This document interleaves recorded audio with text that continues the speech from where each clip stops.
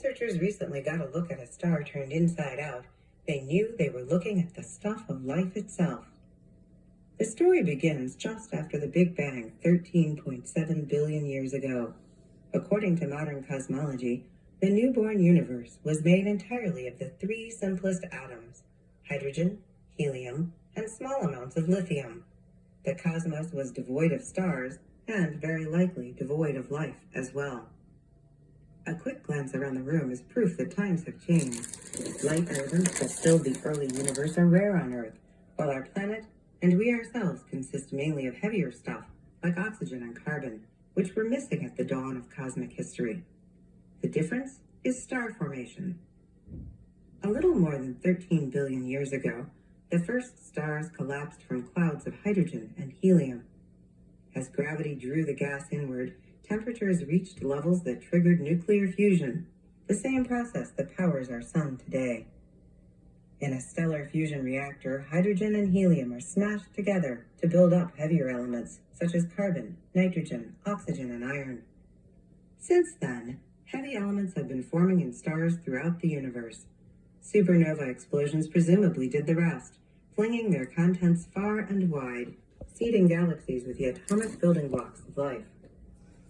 Recent data from NASA's Chandra X-ray Observatory provide dramatic confirmation for this idea.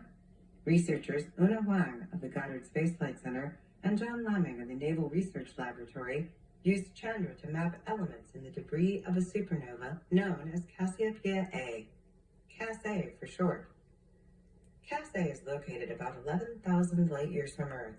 The original star, a behemoth at least 15 times as massive as the Sun, exploded more than 300 years ago. Hot, glowing debris from the explosion is still visible, and a favorite target of astronomers who study supernovas.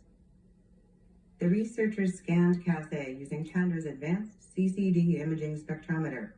This revealed concentrations of iron, sulfur, silicon, magnesium, neon, and oxygen.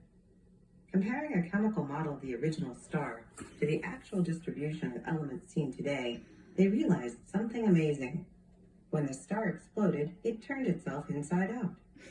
Most of the iron, which originally formed deep inside of the star, is now located near the outer edges of the debris cloud. Other heavy elements are also located at the outer limits of the debris zone. These data show that elements cooked deep inside stars are not necessarily trapped inside. Supernova explosions can free them, spewing core materials into deep space. There, the atoms of life intermingle with other interstellar atoms and molecules, forming clouds of gas that collapse to form new stars, new planets, and maybe, just maybe, new life forms.